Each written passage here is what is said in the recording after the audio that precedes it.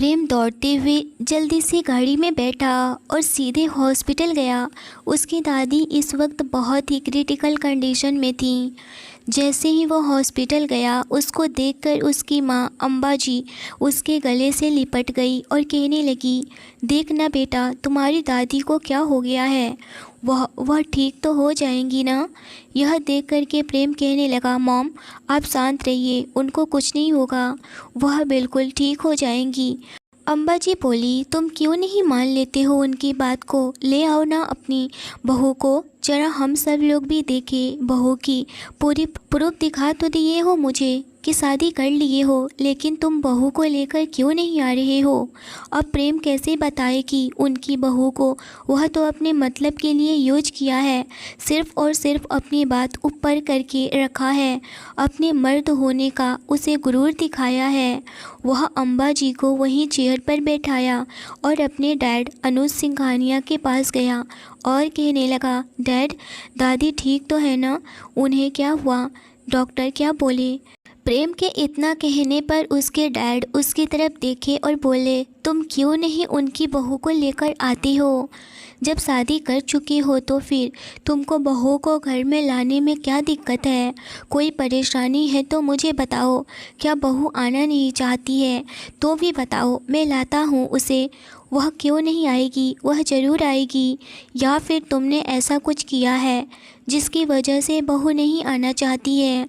प्रेम चिढ़ते हुए बोला, नहीं डैड, ऐसा कोई बात नहीं है, आप इतना फ़िक्र नहीं करिए, मैं बस उसे लाने की पूरी कोशिश कर रहा हूँ, मना रहा हूँ ना मैं उसे, ज़रूर आना होगा उसे। इतना कह करके वह डॉक्टर के कैबिन में चला गया। वहाँ डॉक्टर प्रेम को देखकर बोले, मिस्टर सिंघानिया, आपकी दादी की कंडीशन दिन पर दिन खराब होती जा रही है, शायद उनका कोई बात रह गया है। वह बार बार यही कहे जा रही हैं कि वह मेरी बात नहीं मान रहा है, बहू नहीं ला रहा है, किसको लाने की बात हो रही है। शायद जो वह चाह रही हैं वह आप कर दे तो शायद आप वह कर दे तो आपकी दादी सही हो जाएंगी। इतना सुनकर प्रेम बोला, ठीक है डॉक्टर, मैं पूरी कोशिश करूँगा। और वह भी जल्द से जल्द और वह डॉक्टर के कैबिन से बाहर निकला और आते हुए सोचने लगा, मैं कहाँ ढूंढूं प्रेरणा को, मुझे समझ में नहीं आ रहा है।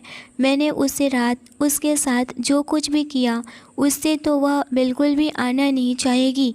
मैं क्या करूं, कहाँ ढूंढूं, कैसे ढूंढूं। और मैं आज पार्टी भी रख चुका हूँ, कुछ समझ नहीं आ रहा है। तभी वह अपने डैड अनुज जी के पास गया और बोला, डैड मैं आज पार्टी रखी है, जो मैंने इतने दिनों से डील का इंतज़ार किया था, वह डील डन हो चुका है। आज शाम की फ़्लाइट से अमन वापस आ रहा है। यह सुनकर के अनुज जी खुश हो गए और प्रेम को गले लगा लिए और बोले, यह हुई ना बात, बस एक बात और कर दो कि इस घर की बहू को ला दो, वरना मैं बिना माँ का हो जाऊँगा और मैं नहीं चाहता कि मेरी माँ मुझे अभी ही छोड़कर चली जाए। यह सुनकर प्रेम बोला, जी डैड। इतना बोलकर वहाँ से चला गया।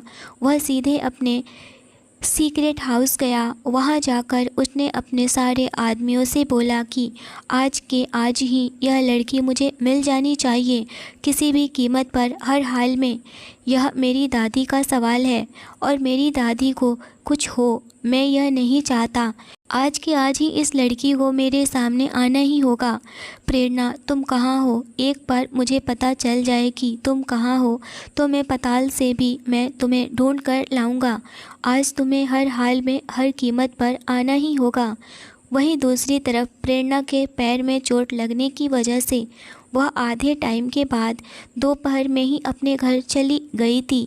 उसे वहाँ की एक स्टाफ ही घर छोड़ आई थी। उसके पैर थोड़े से सूज चुके थे और दर्द भी हो रहे थे। वह डॉक्टर से अपने पैरों को चेकअप करवा के ही घर आई थी। रीना जी भी उसके पैर की बहुत अच्छे से पट्टी कर चुकी थी। गर्म पानी से डॉक्टर ने बोला था सिकाई करने के लिए। शाम हुई तो सलोनी भी अपने ऑफिस से मॉल गई। वह साथ में भी सोची कि प्रेरणा को भी लेकर चलूं, मगर जब वह शॉपिंग मॉल में गई तो प्रेरणा वहाँ थी ही नहीं। वहाँ के स्टाफ से उसे पता चला कि प्रेरणा तो पहले ही घर चली गई है। जब उसे पता चला कि प्रेरणा के पैर में चोट लगी है तो वह फ़ौरन से घर पहुँची और जाकर जैसे ही देखी तो प्रेरणा हॉल में बैठी हुई थी। उसके पैर में पट्टी बंधी हुई थी। यह देख करके वह परेशान हो गई और कहने लगी, प्रेरणा तुम्हें क्या हुआ है? तुम ठीक तो हो ना? यह सब कैसे हुआ? सलोनी को इतना घबराहट में देख करके प्रेरणा बोली, अरे रिलैक्स यार, इतना घबराओ नहीं, मैं बिल्कुल ठीक हूँ। मैं बताती हूँ, पहले तुम रिलैक्स हो जाओ, पहले फ्रेश हो लो। मैं बताती हूँ, मैं इस वक्त बिल्कुल भी ठीक हूँ, मुझे ज़्यादा चोट नहीं आई है। यह सुनकर के सलोनी थोड़ी रिलैक्स हुई और वह वहाँ से उठकर अपने कमरे में गई, बैग रखी और वॉशरूम में गई।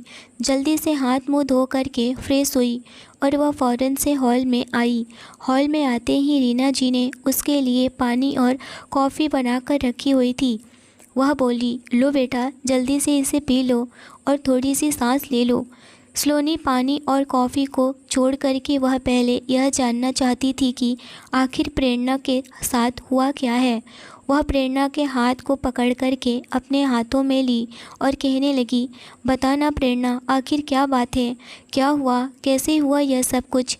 एक ही सांस में इतना क्वेश्चन सुनकर प्रेरणा बोली, अरे यार, तुम पहले पानी पियो, रिलैक्स हो, मैं बताती हूँ, मैं भागी नहीं जा रही हूँ। प्रेरणा के कहने पर सलोनी ने पानी पी और बोली, चलो मैं पानी पी चुकी हूँ, अब बता दो जल्दी से, तुम्हें तो मैं जब छोड़ कर के गई थी वहाँ मॉल के पास, तब तो तुम बिल्कुल ठीक थी, अचानक से तुम्हें चोट कैसे आ गई?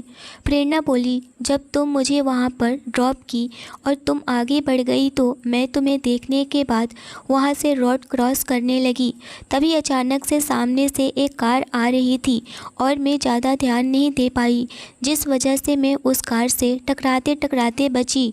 वह कुछ ही दूरी पर कार वाले ने कार तो रोक लिया था, मगर सड़क पर जल्दी से चलने की वजह से मेरे पैर थोड़े मुड़ गए, जिसकी वजह से यह प्रॉब्लम हो गई, बाकी और कुछ नहीं हुआ। यह सुनकर के सलोनी कहने लगी, आखिर वह अंधा कौन था जो इतनी बड़ी लड़की उसे नहीं दिखाई थी? एकदम से अंधे होते हैं यह अमीरजादे, पता नहीं अपने आप को क्या समझते हैं। यार मैं तो कहूँगी इस जगह पर थोड़ा आंखें और कान खोल करके चला करो, अगर तुम्हें कुछ हो गया तो मैं अपने आप को कभी माफ़ नहीं कर पाऊँगी। तुम समझ रही हो ना मैं क्या कहना चाह रही हूँ? प्रेरणा उसकी घबराहट को देखकर कहने लगी, अरे हाँ बाबा, मैं सब समझ रही हूँ, और उसके सामने टेबल पर रखे हुए कॉफ़ी उसकी तरफ बढ़ाते हुए बोली, अब चलो कॉफ़ी पियो, सारा टेंशन छू हो जाएगा। तभी रोहित आया और सलोनी के बगल में बैठकर बोला, सलोनी दीदी, आप इतना टेंशन नहीं लीजिए, मैं हूँ ना, मैं सब ठीक कर दूँगा, बस एक बार मुझे स्कूल जाने दीजिए, उसके बाद देखिए कि मैं सारी प्रॉब्लम सबकी सॉल्व कैसे करता हूँ, यूँ चुटकियों में। और वह अपने हाथों की उंगलियाँ दबाते हुए बोल रहा था। उसे ऐसे करते हुए देख करके सबके चेहरे पर स्माइल आ गई और वह हंसने लगे। उनकी हंसी को देख करके रोहित भी हंस पड़ा। सलोनी बोली, आज मेरे ऑफिस के बॉस ने पार्टी रखी हुई है और उस पार्टी में तुम्हें भी इनवाइट किया गया है, क्या तुम चलना चाहोगी? अभी प्रेरणा कुछ कहती कि रीना जी बोली, पर सलोनी बेटा, प्रेरणा कैसे जाएगी? उसके पैर में तो चोट लगी है ना, उसे तो चलने में थोड़ी दिक्कत हो रही है, अभी तो मेडिसिन ली है, अभी तो ठीक है, बट तभी प्रेरणा बोली, आखिर पार्टी है कैसी? और तुम्हारे बॉस मुझे क्यों बुलाएंगे? ना मैं उन्हें जानती हूँ और ना ही वह मुझे जानते हैं। फिर सलोनी कहने लगी, अरे यार, उस दिन जो भी बात हुआ था, मैं बॉस से तुम्हारे बारे में बात की थी जॉब के लिए, इस वजह से वह तुम्हें जानते हैं और बॉस नाम भी बताया है मैंने उनको, और बॉस को मैंने नाम भी बताया है। उन्होंने पूछा तो, और एक बहुत बड़ी डील क्रैक हुई है। वही वजह है कि इसी पार्टी में इतनी बड़ी पार्टी रखे हुए हैं। हम सब ने इस डील के लिए बहुत ज़्यादा मेहनत किए हैं। सलोनी के बातों को सुनकर के प्रेरणा कहने लगी, पर यार मैं वहाँ जाकर क्या करूँगी? मुझे तो वहाँ कोई पहचानता भी नहीं होगा और ना ही मैं किसी को। तभी सलोनी कहने लगी, वह सब छोड़ो, कि कौन पहचानता है कौन नहीं। तुम्हें तो मेरे साथ रहना है, मेरे साथ जाना है। तुम्हारे पैर अच्छे नहीं हैं, अभी मैं कैसे कह सकती हूँ। इतना सुनकर प्रेरणा कहने लगी, मैं चल सकती हूँ, कोई दिक्कत नहीं है। तुम अकेले जाओगी, उससे अच्छा है ना कि मैं कंपनी दे दूँ तुम्हें। इतना सुनकर रीना जी बोली, मगर कैसे जाओगी बेटा, पैर में तो चोटें आई हैं। तो फिर प्रेरणा बोली, फिर वह कुछ नहीं मौसी, मैं चली जाऊंगी, कोई दिक्कत की बात नहीं है।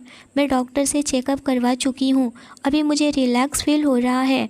मैं नहीं चाहती कि सलोनी अकेले जाए। और अभी वह कुछ आगे बोलती कि तभी उसके घर का डोरबेल बजा। रीना जी सोचने लगी, इस वक्त कौन हो सकता है, सब तो घर में आ गए हैं। यह सोचकर सलोनी बोली, मैं जाती हूँ मौसी, आप रहने दीजिए। सलोनी ने दरवाज़ा खोला तो बाहर रघु खड़ा था। रघु को देखकर रीना जी उसके पास आई और कहने लगी, अरे रघु बेटा, तुम यहाँ कैसे आ गए। सलोनी पीछे हट गई और कहने लगी, मौसी यह कौन है। रीना जी कहने लगी, बेटा यह मेरे जान पहचान के हैं, मेरे गांव का बच्चा है। रघु बोला, क्या मैं अंदर आ सकता हूँ। सलोनी यह सुनकर बोली, हाँ हाँ क्यों नहीं, आइए। रघु यह सुनकर अंदर आया तो रीना जी ने फ़ौरन से दरवाज़ा बंद कर दी। इस वक्त प्रेरणा के पैर पर पट्टी बंधे हुए देख करके वह दौड़ करके प्रेरणा के पास आया और कहने लगा, यह क्या हुआ है प्रेरणा, तुम्हें चोट कैसे लग गई। रीना जी उसके पास आई और कहने लगी, घबराने की कोई बात नहीं है, बस थोड़ी सी चोट लगी है, प्रेरणा बिल्कुल ठीक है। प्रेरणा भी स्माइल करने लगी और बोली, रघु भैया मैं बिल्कुल ठीक हूँ, आप बस बैठिए। कैसे आना हुआ और आप यहाँ का एड्रेस कैसे पता किए। रघु रोहित की तरफ देखते हुए बोला, मैंने फ़ोन किया था और वह फ़ोन रोहित ने रिसीव किया और इसी ने मुझे यहाँ का सारा इन्फॉर्मेशन दिया। सब लोग रोहित की तरफ देखने लगे। रोहित अपने नज़रें बचाने लगा। वह सोचने लगा कि मैं अब क्या कहूँ। वह तो सबको सरप्राइज़ देना चाहता था कि रघु भैया यहाँ आए, क्योंकि यहाँ पर सारे औरतें और लड़कियाँ ही हैं, किसी को कुछ ना हो, इसीलिए वह रघु को एड्रेस दिया और उसे बुलाया। प्रेरणा यह जानकर के रोहित को अपने पास बुलाई और उसे गले लगा ली और कहने लगी, रोहित बच्चा आप इतना सोच रहे हो, अभी से ही ऐसा कुछ नहीं होगा, हम बिल्कुल सेफ़ हैं, हम बहुत सेफ़ हैं और कोई कुछ नहीं करेगा, ओके। रोहित भी प्रेरणा के गले लगे हुए बोला, दीदी मैं नहीं चाहता कि वह सारी प्रॉब्लम फिर से हो। रोहित की बातों को सुनकर के रीना जी फ़ौरन से रोहित के पास आई और कहने लगी, कोई बात नहीं है बेटा, कोई प्रॉब्लम नहीं होगी, अब हम सब लोग बहुत ही सेफ़ हैं, यहाँ कोई नहीं आने वाला है। सलोनी इन सब चीज़ों के बारे में बिल्कुल नहीं जानती थी। वह बस यह जानती थी कि यह लोग गरीब हैं और उनके यहाँ गाँव पर वहाँ कुछ नहीं है था, इसीलिए यह शहर में आए हैं और यहाँ काम करके अपना गुजारा करेंगे। यह सुनकर सलोनी प्रेरणा के पास आई और कहने लगी, प्रेरणा क्या हुआ है, कुछ ऐसा जो कि रोहित क्या कह रहा है, देखो अब मुझसे कुछ छुपाओ मत, मैं तुम्हारी हेल्प भी करूँगी। सलोनी की बातों को सुनकर के प्रेरणा बोली, ऐसी कोई बात नहीं है और जो भी बात होगी मैं तुम्हें ज़रूर बताऊंगी और वक्त आने पर सब तुम्हें पता चल जाएगा। रीना जी रघु के लिए पानी लेकर आई और बोली, रघु बेटा पानी पी लो। रघु पानी पीते हुए बोला, मासी सब यहाँ ठीक है तो फिर मैं निकलता हूँ। रीना जी बोली, बेटा रात होने को आई है, इस वक्त कहाँ जाओगे, सुबह चले जाना। सलोनी बोली, हाँ रघु भैया आप यहीं रुक जाइए, कल चले जाइएगा। रघु सबके कहने पर आज रात तक रुक गया, मगर उधर सलोनी और प्रेरणा को पार्टी में जाना था तो वह तैयार होने लगी थी।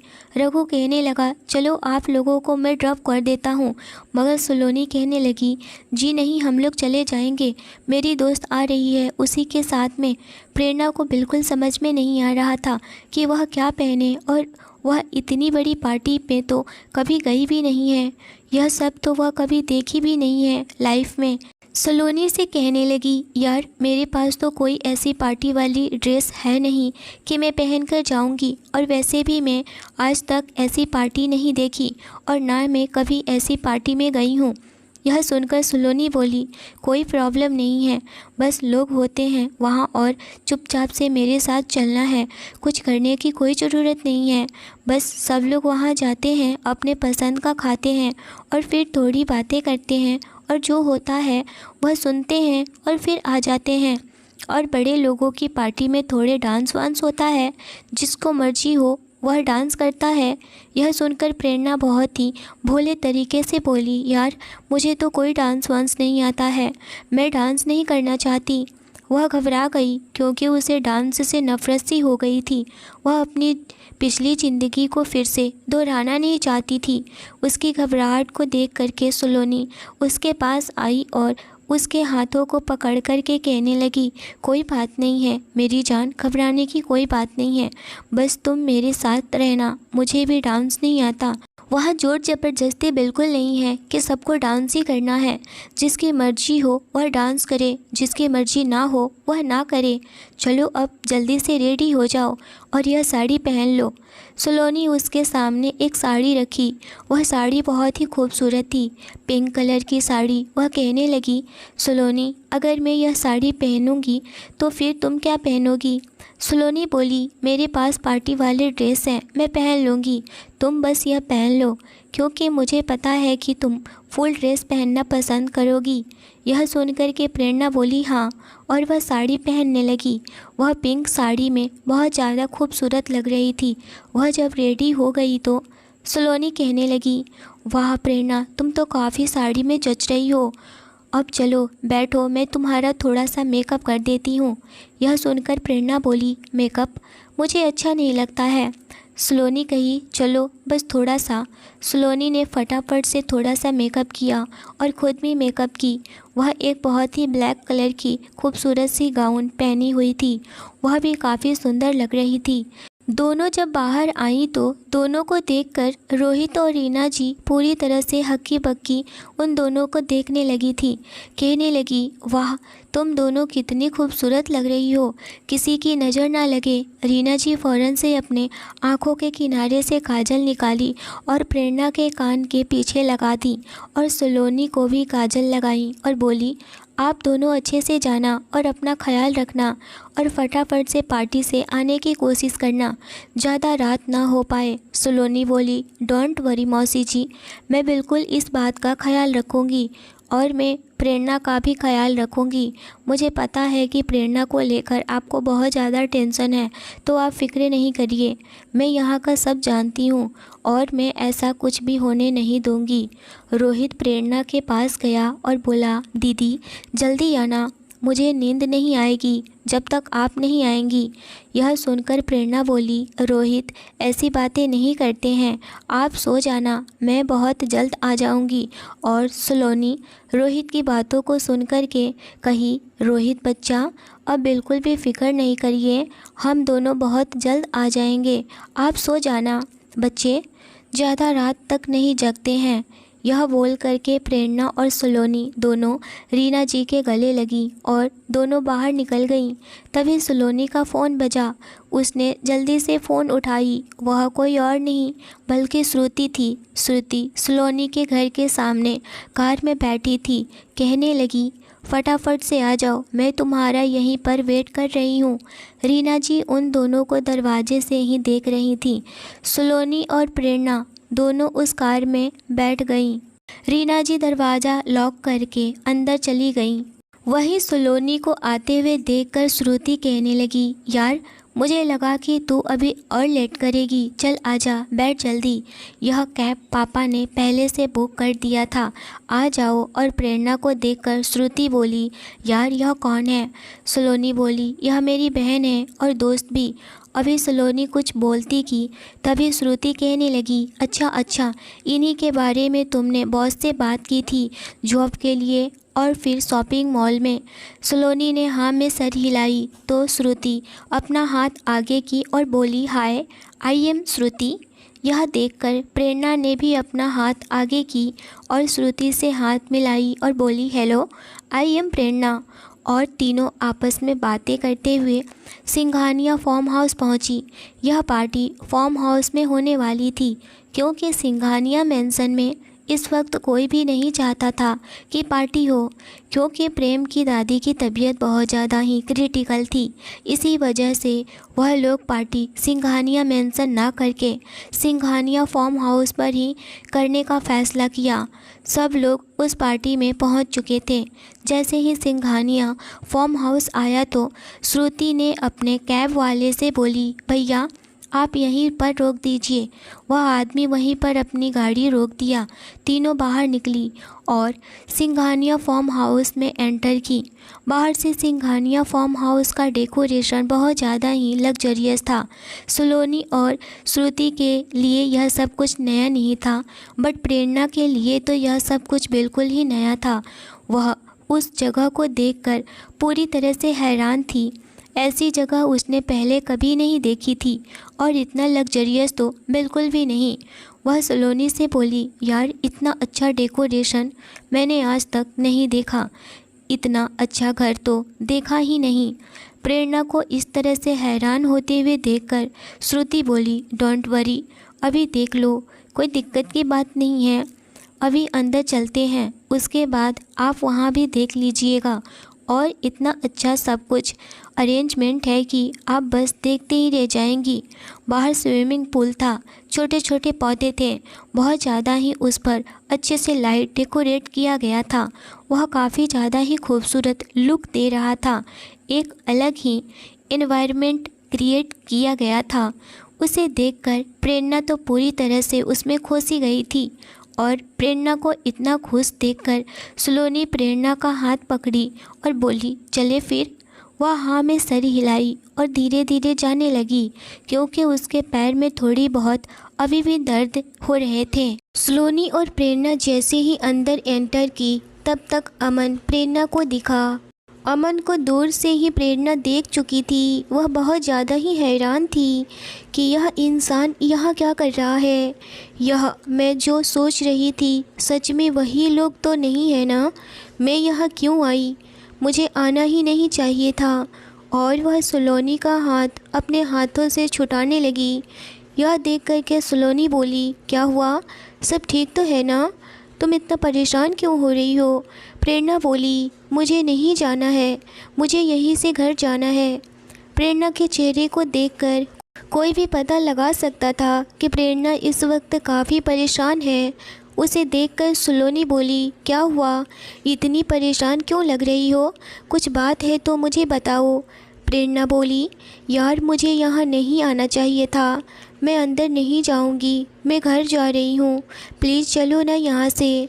प्रेरणा की बातें श्रुति ने सुन ली और वह उसके पास आई और कहने लगी, क्या हुआ आपको, आप इस तरह से परेशान क्यों हो रही हैं। उसको इस तरह से डरते हुए देखकर सलोनी बोली, वह क्या है कि प्रेरणा अब तक इतनी बड़ी पार्टी में कभी नहीं आई है। यह पार्टी इसके लिए नहीं है, इसीलिए यह ज़्यादा परेशान हो रही है। तुम इतना परेशान मत हो, तुम चलो मैं आती हूँ। यह सुनकर के श्रुति वहाँ से जाने लगी और बोली, ठीक है तुम आ जाना, मैं चलती हूँ। वह आगे गई तो उस ऑफिस की बहुत सारी एम्प्लॉय उसे मिल गई। वह उनसे जाकर बातें करने लगी। सलोनी प्रेरणा से बोली, क्या बात है, तुम मुझे बताओ। प्रेरणा सोचने लगी, मुझे सलोनी को सारी बातें बता देनी चाहिए, मगर शायद यह लोग नहीं होंगे तो। तभी प्रेरणा अपनी नज़रें दूसरी तरफ की, जहाँ पर माइक हाथ में पकड़े हुए इस वक्त प्रेम सिंघानिया सबकी नज़रों के सामने खड़ा था। उसके बगल में अमन था। सब लोग इस वक्त उसी को ही देख रहे थे। प्रेम सिंघानिया यानी कि प्रेरणा का हस्बैंड। यह देख कर के प्रेरणा की तो जैसे मानो आंखें ही बाहर आ जाएंगी। वह डर से पूरी तरह से कांपने लगी थी। उसे बहुत ज़्यादा गुस्सा भी आ रहा था कि वह यहाँ आई ही क्यों, और परेशान भी हो रही थी। सलोनी इस तरह से देखते हुए प्रेरणा को बोली, क्या हो गया तुम जिसे देख रही हो। वही मेरे बॉस हैं, Prem Singhania, Singhania group of industry के CEO। प्रेम इस वक्त काफ़ी हैंडसम लग रहा था। वह 3-piece सूट पहना हुआ था। इस वक्त सबको थैंक यू बोल रहा था। वहीं बाहर में गेट से कोई एंटर किया और वह कोई और नहीं बल्कि प्रेम सिंघानिया का अपोजिट इपिटेटर था, जिसका नाम सौरभ आहूजा था, जो कि सिंघानिया ग्रुप को हमेशा टक्कर देता रहता था। उसको देखकर तो प्रेम गुस्सा ही हो जाया करता था। सौरभ जैसे ही एंट्री किया, उसकी नज़र सबसे पहले प्रेरणा पर गई। वह प्रेरणा को देखकर पूरी तरह से उसकी खूबसूरती में खो सा गया। वह चलते हुए धीरे से प्रेरणा के पास आया और कहने लगा, क्या हुआ, कोई प्रॉब्लम है क्या? पार्टी वहाँ हो रही है, आप दोनों यहाँ क्या कर रहे हैं? उसकी बातों को सुनकर प्रेरणा और सलोनी उसके तरफ देखने लगी। सलोनी देखते ही समझ गई कि यह कौन है। वह अच्छा नीयत का बिल्कुल नहीं था। सलोनी कहने लगी, कुछ नहीं सर, बस ऐसे ही, और वह वहाँ से जाने लगी कि तभी सौरभ ने अचानक से उन्हें रोका और कहने लगा, मेरे रहते हुए आप लोग ऐसे अकेले कैसे जा सकती हैं? चलिए मेरे साथ चलिए। शायद आप लोगों को चलने में आगे डर लग रहा है या फिर घबराहट हो रही होगी प्रेम से। अब चलिए। सलोनी तो नहीं, बट प्रेरणा बहुत ज़्यादा परेशान थी।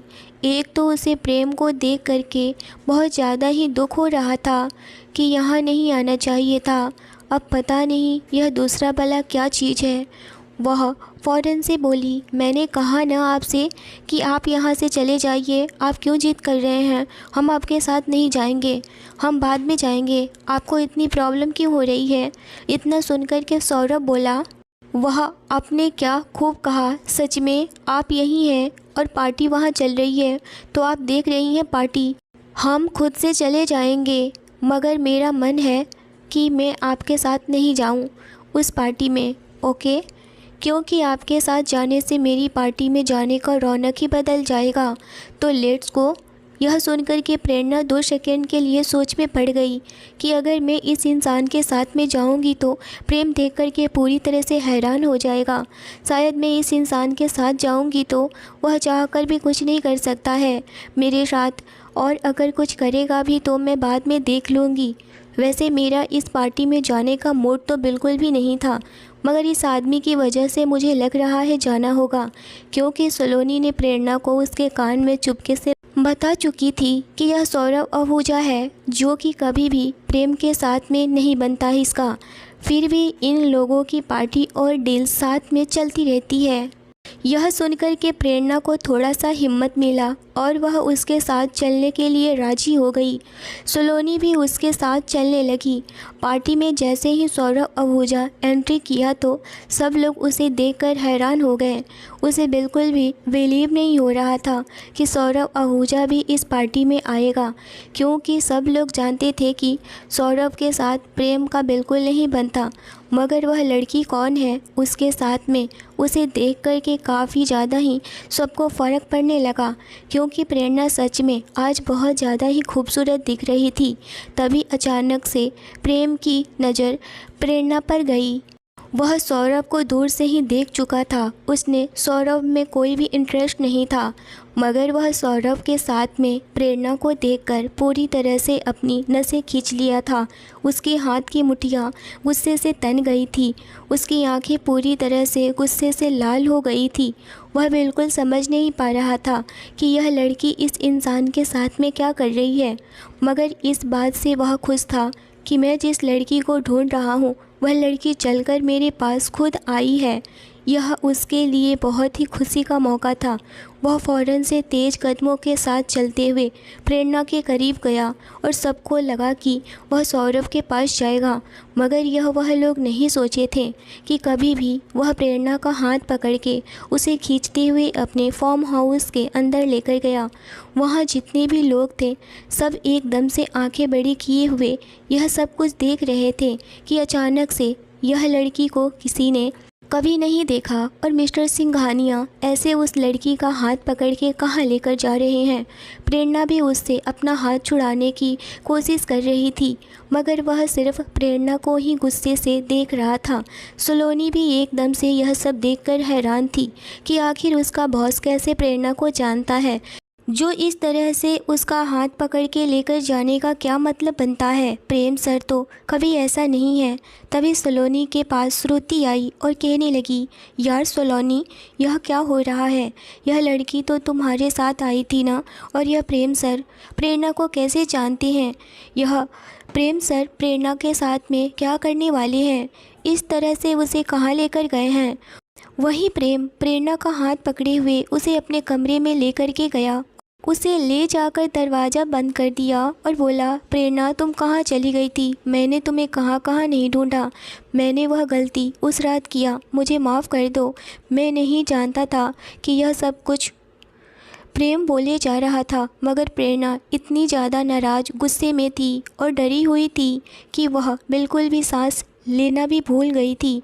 उसकी सांसें थम गई थी और वह बेहोश होकर के वहीं गिर पड़ी। उसे बेहोश देखकर प्रेम परेशान हो गया। अब क्या करेगा प्रेम प्रेरणा के साथ? क्या वह प्रेरणा को सबके सामने यह बताएगा कि यह मेरी पत्नी है, या फिर अभी भी सब कुछ सीक्रेट रखने का इरादा है? तो आगे कहानी जारी रहेगी। आज के लिए बस इतना ही। स्टोरी अच्छी लगी हो तो लाइक करिए। चैनल पर पहली बार आए हैं तो चैनल को ज़रूर सब्सक्राइब करिए। मिलते हैं एक इंटरेस्टिंग एपिसोड के साथ। Thanks for watching.